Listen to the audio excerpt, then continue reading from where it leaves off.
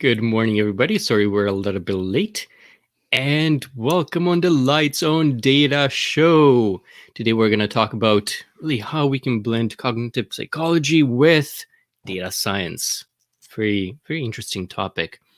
And by the way, if you're looking to get your hands on rich, reliable, and predictive consumer marketing data, then well, just wait, because during the show later on, we're going to share with you the link where you can get a free sample data file from AnalyticsIQ that contains about 500 individuals with 50 different attributes, and you can download that yourself, play with it, see what it's all about. But without further ado, I will introduce our today's guest.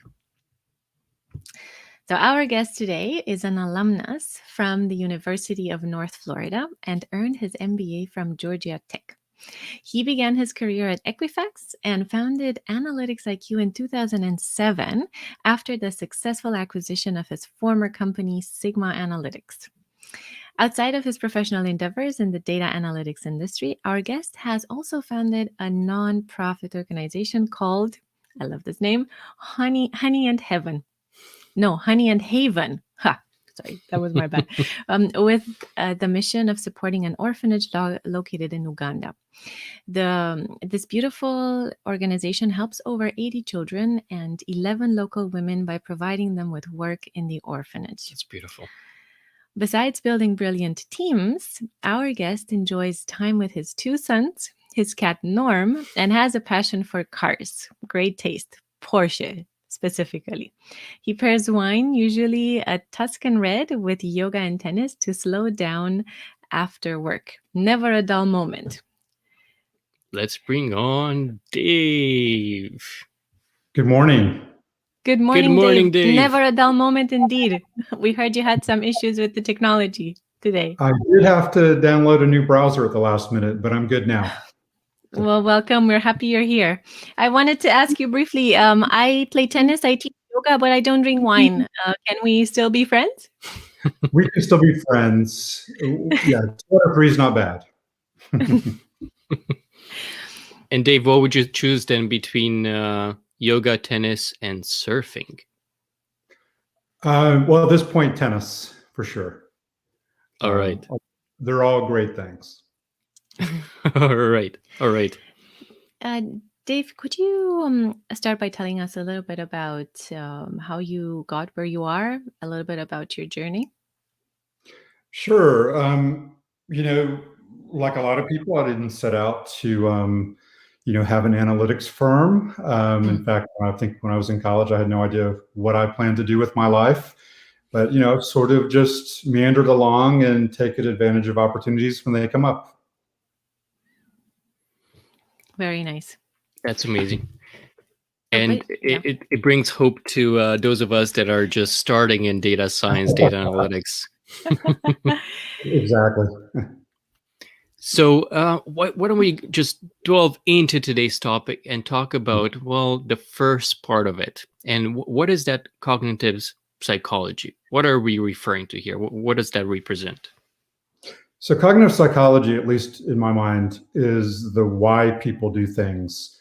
So as marketers and as data scientists, often we focus on who people are. So it's things like their age, their gender, their marital status, things that describe who they are, but they don't get into why they are. So cognitive psychology, at least in our application, is why people do things. So it's who they are inside. So then natural question is, what are some of those benefits of merging cognitive psychology with data science, with some of these, attributes like demographics and things that you mentioned? Well, I think it really gets at truly understanding people, because, for example, most companies, their goal as a company is to meet a human need. So the more you can understand about what's inside, the better you can understand if you're right to meet their need or how you can meet their need. For example, I'm a big fan of Peloton. I have one, but I don't think that every human needs one. But if you're the company Peloton, perhaps understanding if that's a need could help you market smarter and better. Mm-hmm. But how did you come up with this idea? Because this is the first time I've heard about it personally, and it's original. It's great. It makes sense, especially when you explain it. But how did you come up with this? That's a really good question. We've been doing this for quite a while now, closing in on 15 years. So somewhere along the way, I felt like, we sort of started to say, what else is there? We seem to be hitting the limit on how to describe people. There's only so deep you can go in describing what people are in the outside. Mm-hmm. So we more and more started to turn our attention towards, can we predict what's inside? And we found it's an extremely difficult thing to do. We partnered with a leading cognitive psychologist. And in the beginning, I would say we didn't even know how to talk to each other, because the way they do things is completely different than the way we do things. But ultimately, over time, we were able to merge the two and start predicting really what's inside somebody. Does this help you win in tennis? Because if it does, then I'm going to start doing it too. Looking into I wish I was better at that part. No. But then, Dave, how does this work maybe better with big data versus small data? How does it work with better predicting a population of millions of individuals versus just a group of 10 people? Well, fundamentally, I think the difference is computing power and removing sample bias. So when people talk about big data, to me, I think it says that you're actually looking at the whole universe, meaning you're reducing one opportunity for failure, which is, modeling or analyzing a sample. So in our mind, we still look at samples because our universe is still too large. For example, we depend on surveys. So we survey a statistically relevant group of people, but then we apply it to the entire universe, which I think is what a lot of data scientists do. So, while we would love to survey an entire universe, it's really not realistic. So we are still chained to small data and marrying it to big data ultimately. And are those surveys right now geared more towards the US or North America? Well, at this moment, we're entirely in the United States. We are interested in expanding internationally. We believe humans are humans, no matter where they live. So we're interested in that. Is certainly in our plans to expand internationally and take what we're doing in the U.S. and apply it to other places. But to your clients, I'm just curious, are they, do you need to explain this to them? Do you go to them? Do they come to you? So how, given that it's, original, and I'm just wondering, how do your clients react to it? Well, anything there's something new, it's a little bit difficult in the beginning. The good news for us is that these motivator IQ characteristics, which is the name we've given to these predictors of what's inside, they work well. And a lot of our clients have a feedback loop. So if they take our data, they know pretty quickly whether it works or not. So especially with digital targeting. So the proof is in the pudding. And while in the beginning, I think people, when we started approaching our clients about it, they thought it was an interesting concept. They weren't sure how to use it. Over time, this kind of data has come into, thousands and thousands of models that our clients have built in our data. And it's been behind, at this point, billions of digital ads. So, we think it's proven that it works. Sounds very promising. Yeah. So back to my previous question on right now, you're focused on the US, but even within the US, you have all these different regions. And do you find that the psyche of the customers is dependent on the region, on the geographical region that they are in? Well, there's no doubt. If you look at predicting political or religious preference, where someone lives is the single most important characteristic in predicting that.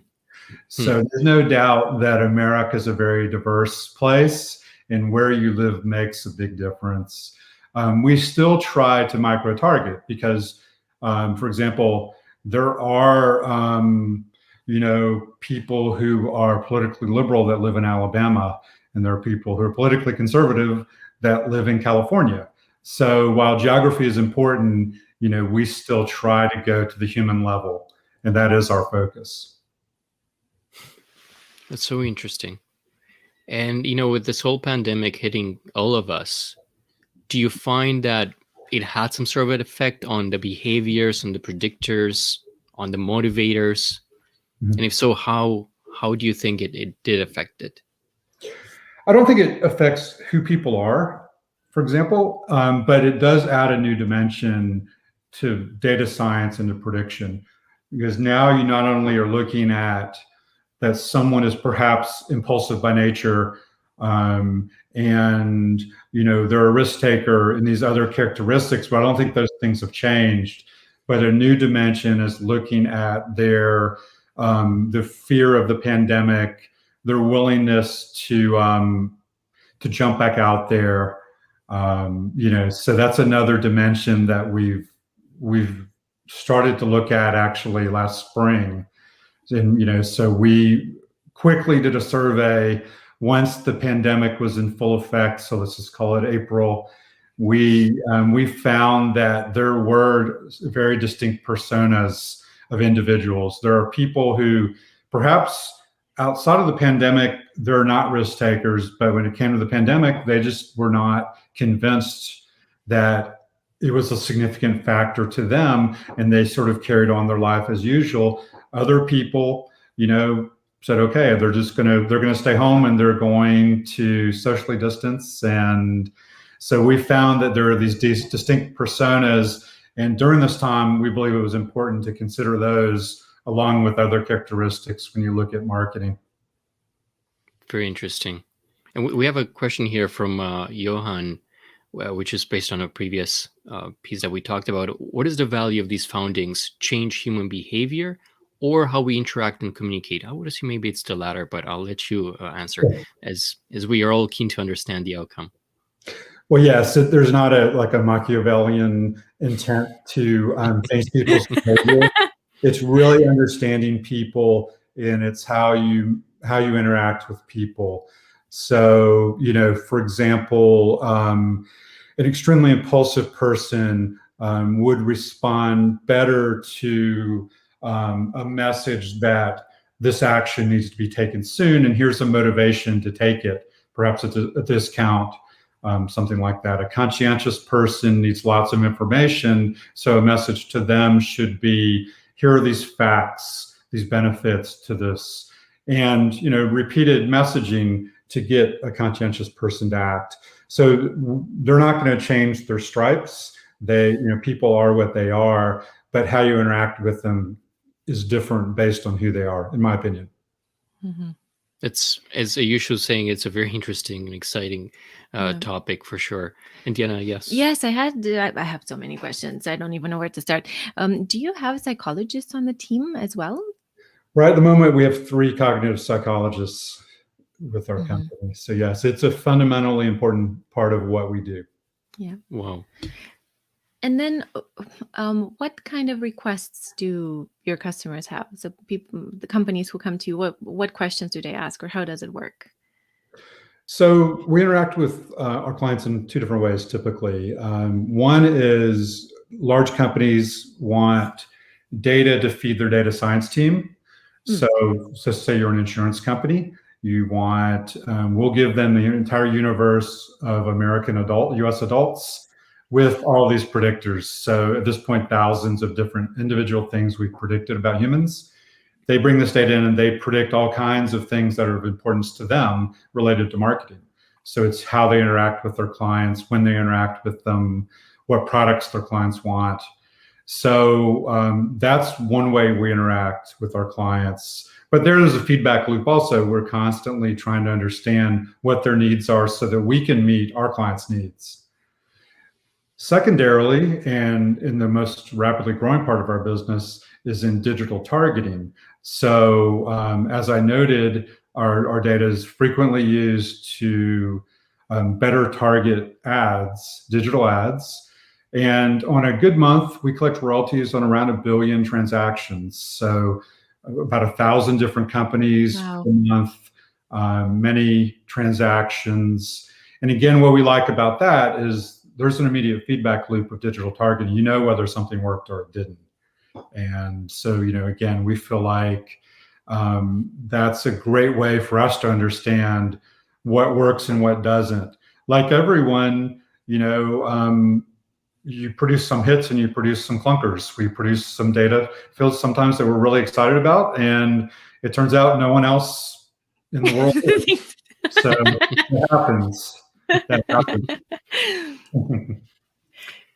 So we were checking out your website here, and there's a lot to unpack. And obviously, the company provides a lot of value to a lot of industries. Can you tell us a little bit more about some of those other industries that AnalyticsIQ is servicing? And if you do have any, you mentioned the feedback loop, and if you have any success stories that they have shared with you, if you can share those with us as well, that would be amazing just to learn more about it. Sure. So we work with a broad group of industries. One industry I would say that we're passionate about is nonprofits that we work with.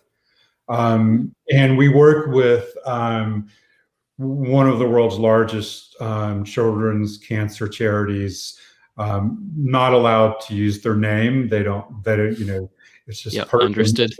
not to, but we're passionate about it. A lot of us have been on the tour of their key hospital, and it's an extra motivation there to try to help. And in their case, we have seen that our data has helped them, for example, have their first successful Facebook campaign, some years ago. And there it does get into, because again, no one or very few humans would look at them and go, oh, I don't care about that. The question is, how do you get individuals to act? So again, we feel like our data has helped, and we've certainly even predicted, or we've created individual data just to try to help them with their mission. And that's something we have the ability to do. We can have a thought and then it can turn into a fully populated data field on all US adults in about a month. Wow. Diana was recently working with a nonprofit as well, and I think they would have needed that too. Oh, yes, absolutely. And I think most companies need it right now, for sure. Yeah. And Dave was saying, you were saying that this is the highest, that this grows the most. This area of your business is the one that is most successful, and it makes so much sense. So then, Dave, these motivators, I guess they are just another way of slicing and dicing the data and combining with all the other attributes, values. And are there sort of natural pairings that you need to have between certain motivators with certain other demographics or attributes, or it doesn't matter? Well, I would say, and hopefully a lot of people listening can relate to this, we like to let the data talk.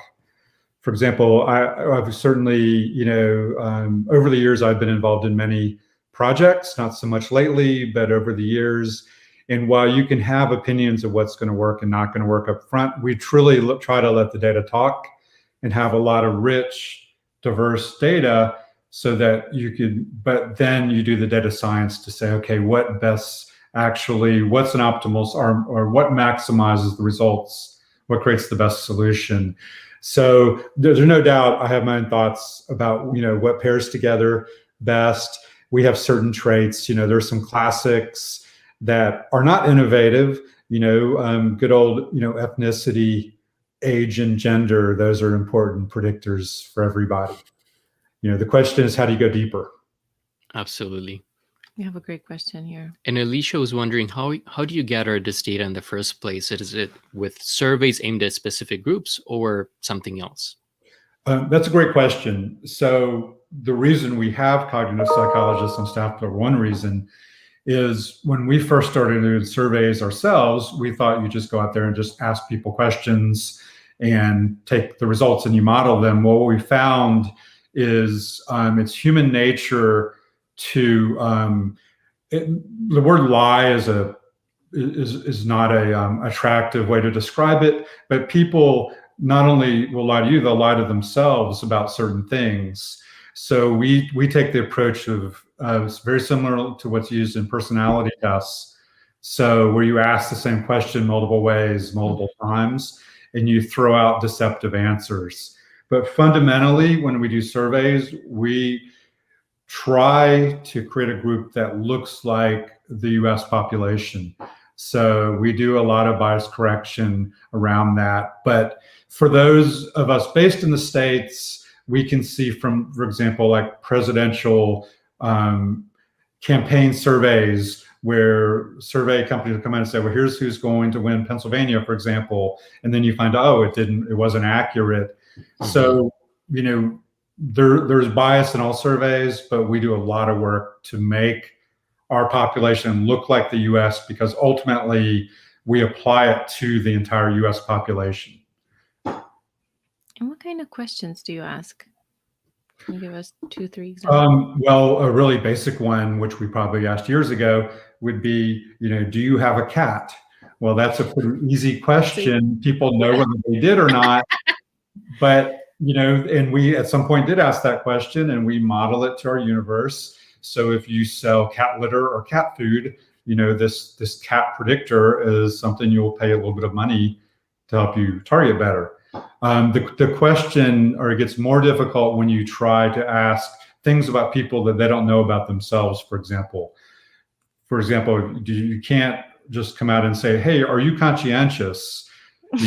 Well, you have to ask a lot of underlying questions to get at understanding where people fall on the spectrum of impulsivity to conscientiousness. And, all humans fall in there somewhere. So, but to get at that, you have to ask a lot of detailed questions. It's, way above my pay grade. So that's why we have PhD cognitive psychologists on staff, who know what they're doing. And that was a game changer for us in getting that element involved in surveys. That's so interesting. And these surveys, they are 100 questions long, 10 questions long? No, we know that, I can't speak for all humans. We know that Americans have short attention spans. So we all do. Really brief, and we keep it really brief to the point. But we do very regular surveys. So we're constantly doing it. And, we build right now an average of about 50 new predictors every quarter. And so to harvest all this information, we do surveys constantly. So interesting. Now, we know last year, at least in our region, all the, speaking of cats, but all the pet stores, but moreover, all the rescue centers really ran out, if you can put it like that, of pets. A lot more people were trying to find that companion. So maybe you can infer that, an increase in pet food and pet supplies really increase. What are some of those marketing trends that AnalyticsIQ could help us uncover? Sure. And there's no doubt. I adopted a cat during the pandemic. And Norm the cat. Norman, yes. It was surprisingly difficult to adopt. But in general, we see, first off, we believe there's going to be a return of the Roaring 20s again. So if you think back 100 years ago, there was a Spanish flu, there was a pandemic, there was a quarantine, unprecedented growth. Hopefully we'll avoid the crash at the end. But we certainly see that, and we believe that there's really increased demand for travel, for example. Not at the moment, people aren't traveling, but people are planning for travel. And if you have gone onto Airbnb and started to look at renting a place somewhere, you can see that that there is greatly increasing demand. So it's the opposite of the stay-at-home, where these products that you just wouldn't have thought would be so popular became hugely popular during the quarantine. Like I've tried to order a bicycle and it's like impossible right now, for example. Yeah, or equipment, gym Or equipment. equipment in general. I understand Pelotons, things like that. But we believe it's things like travel cruises. Again, the cruise lines, to my knowledge, aren't even running at the moment, but the demand is gigantic. We think so. We're constantly creating new products. For example, are you in the market to book a cruise? Are you in the market for international travel? So those are questions we ask. And again, there's a bit of cognitive psychology behind all of that, to just understand the where and the when and how serious is the intent. That's amazing. Well, Ryan has a question around what we just talked about. Thank you, Ryan. Was on my mind too. But how could AnalyticsIQ help Lights on Data and the Lights on Data show become wildly popular all around the world, maybe even as big as Tiger King? And maybe we don't want to be associated with Tiger King, but we get the gist. Yeah. I wish I knew how. Thank you, Ryan. Maybe booking more interesting guests than me. But no. Yeah, you have a great show, though. I think you're onto something. Oh, we appreciate that, and we're very happy and honored that you are on our show today. Well, thank you very for much that. Appreciate the opportunity. So, I do want to share with the audience this link where they can download this free data sample. Can you tell us a little bit of what they can expect? Let me just get the link and I'll share it in the chat with everybody here. Sure. So if you're a data scientist, we love for smart people to put their hands on our data. That's often how we sell it. So in this case, it's a small sample, but it will show you the richness of the data, how it varies by individual. So, again, we're just excited for people to take a look, and we love to get feedback, once people have taken a look at it. Thank you. And everybody, we just shared the link here in the chat. And if you are on YouTube, we'll share that right after the show. We'll put it in the comments and you'll be able to click on it. One simple click and it will be at your fingertips. 500 individuals with 50 different attributes. So maybe I can use this too for my paper, for my next paper, for my PhD. Maybe so. Yeah, maybe so. So, yeah. We have a question. I'm not sure if we're allowed to ask this, but are there some trends for 2021 that you identified? Well, again, from our perspective, it's coming out of the pandemic. It is, we feel like these personas we've created kind of a leading indicator, because I think it'll show the people who come charging out and the people who are laggards, who are going to go, okay, now I'm really used to wearing a mask. I'm really used to social distancing. Maybe it'll be a little while before some people are completely ready to mix in and ready to travel and things like that. But when you look at trends, again, we feel like it's a return to new normal, but when you look at what people are really looking to do, I think there's tremendous pent-up demand to travel, to do certain things people did, to dine out, to do these things that people did on a regular basis before the pandemic. So to me, the biggest trend is towards those things, but I don't think that the so-called stay-at-home stocks, these group of companies, that they're going away at all. I think those are ingrained in humans now. And so I don't think normal will ever return. I think there'll be a new normal, which is kind of a hybrid of the way life was during the pandemic and the way life was before. But I think that's a good thing in a lot of ways. For example, AnalyticsIQ is now a virtual company. We have a headquarters. I've only, I think, been there twice in the last year.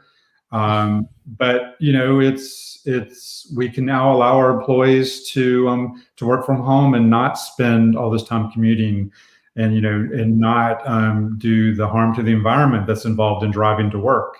Very true. So, and I feel like we're not totally unique in that way. I feel like it's part of the culture going forward. I think so. Anybody that's not as dependent to be in that physical location to perform their job, yes, there's tremendous value of providing employees with that opportunity to also work from home, save on the commute time, spend more quality time with their families, with their pets. So yes. Pets. And I never thought of it that way, that we would save a lot on gas consumption and energy, and that's very true. Yeah, definitely. That's very true. As Subir was mentioning here, he's happy to see Dimensions data covered in this topic. Great. So we have a question, another follow-up here from Alicia. For companies, especially retailers, who have never tried anything like this before, where would be a good place to start? Well, when we work with companies who have not tried this sort of thing before, I mean, be honest with you, you always have to walk before you run. So I think it's always good to have a conversation about what are the needs there. Is it driving more customers to a website to make purchases? Is it getting people to return to brick and mortar locations? So understanding the needs, and then understanding what data is available actually with this company. It's certainly a lot easier. I think as data scientists, we all know that it's easier to work at places where they have really good historical data. Every now and then we talk to people who have no historical data, they just haven't retained it. So then, the conversation can be about, okay, why don't you start retaining that data so that we can clone your customers, for example, like really go out and say, 230 million US adults, here are the 2 million that are exact clones of your customers. So then the question is, how do you use it? But so there's always some important questions that need to be answered when you engage in the beginning. But again, I would say you walk before you run, and you take a pragmatic approach about what you plan to do with the data, the impact it'll have on your organization, that sort of thing. And in some of the data that your customers would have access to, do you provide different, specific values for an attribute, or just where they would fit in within a range, or is it a mix? Well, that's a good question. So we're making predictions. So there's seldom yes, no answers. They might, but it's really usually a spectrum. So many things we predict, like whether someone perhaps is a tech innovator. There's somebody who wants to get the latest Tesla model. They're in line for the latest iPad when it comes out. Well, that's a spectrum. It's really not a yes/no question. Individuals are that or they're not, but in predicting it, it's a spectrum. So we typically use a Likert scale, which is a 1 to 7, distribution kind of thing. And what we found is our data is more valuable to data scientists with more granularity, so that it's not just yes, someone is this, or no, it's here's the level of predictive or here's the level of confidence that there are these things that they're not. And do you work with the data scientist of the companies purchasing your data, making use of your services? Do you work with them to better understand what is provided and maybe how they could best utilize it? Frequently we do. So we have a team that's great at describing the data. We have webinars, we have other tools to allow people to understand our data. Certainly we have one-on-one conversations frequently with data scientists, because fundamentally we believe that while data science, it's an analytical profession, understanding what you're predicting and understanding more about it is always better. And so again, we understand that because we're data scientists and we've created the data. So certainly we do emphasize describing these things the best that we can to our users. Right. And do you have a threshold that you recommend for companies to target a certain number of population? that, hey, if it's below this, maybe wouldn't be as accurate, but you need to be as, at least target a million individuals, for example, with your message, or look at a geographical region that has at least that number? Well, clearly, we understand it's important to have like a confidence level, whether it's, area under the curve, or whether it's Kolmogorov-Smirnov, where, we can say, hey, it has this predictive power, but based on the sample, it needs to be, that's not quite enough to feel confident that you're actually predicting the future.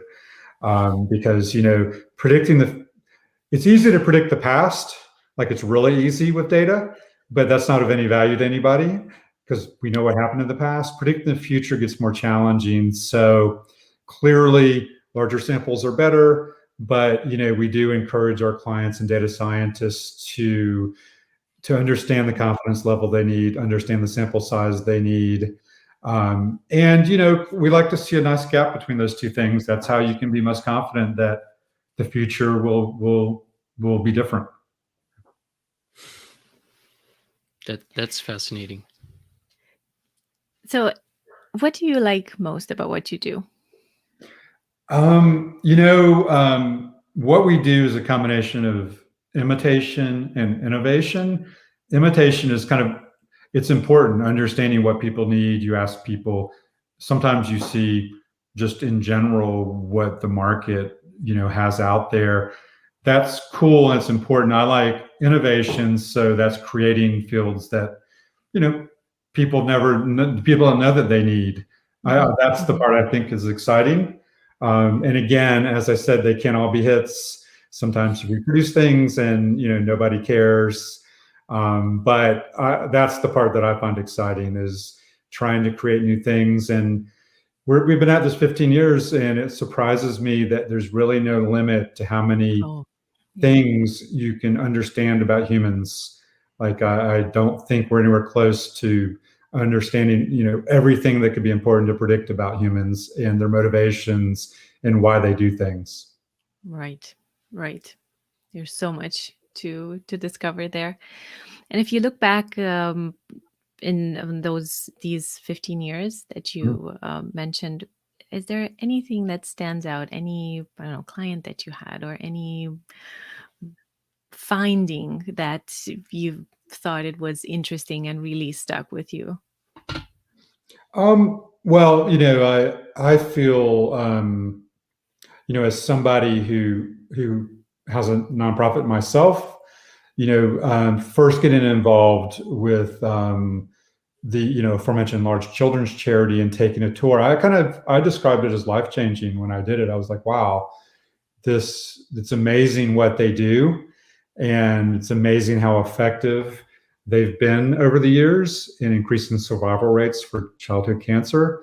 And while I've been really fortunate that hasn't directly impacted my family or my children, I viewed it as life-changing when I went on that tour. And they're smart. They get their key vendors to come to their location and do that, because you come away going, wow, I really want to help them now. And, so I would say that's the first thing that comes to mind, That's beautiful.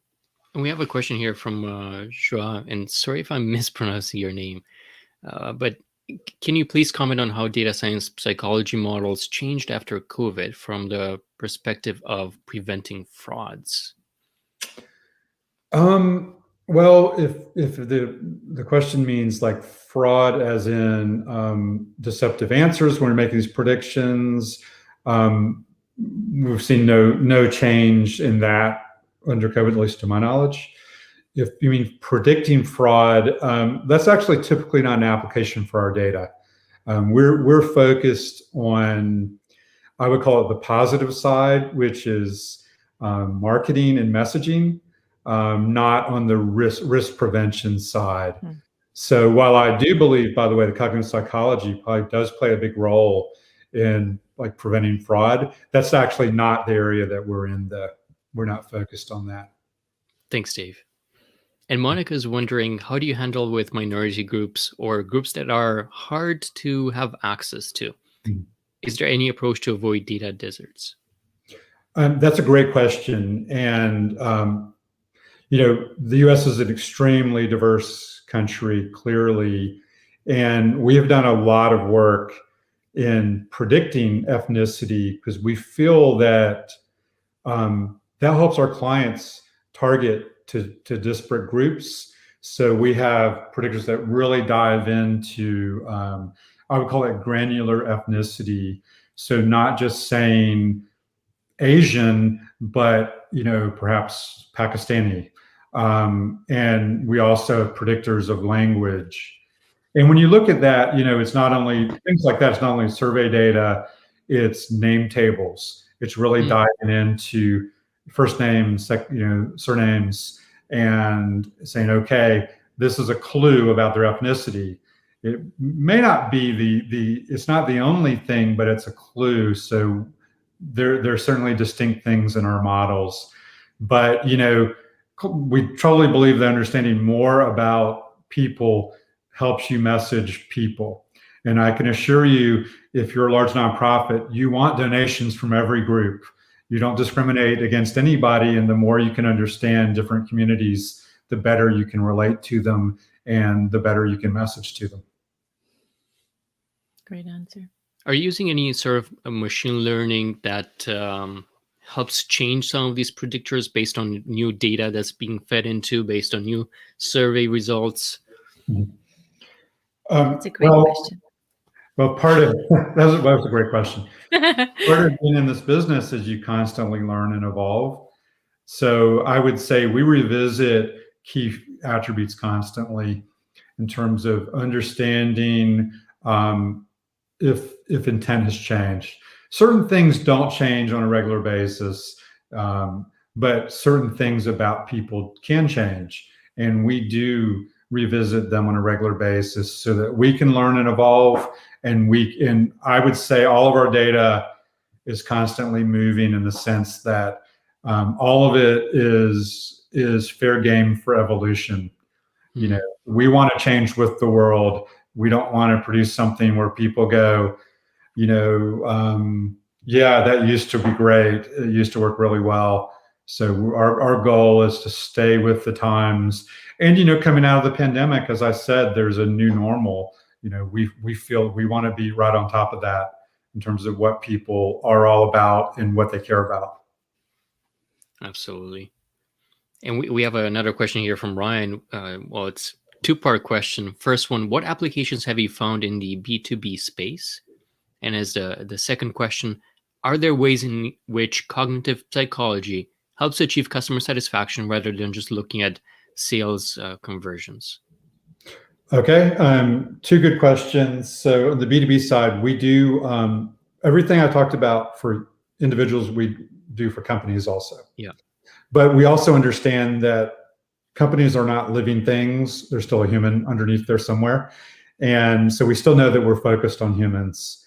But what we predict about companies is a little different. So we use cognitive psychology to predict, for example, if I'm a contact within a company and you want to reach me, what is the best way to reach me? Is it a LinkedIn message?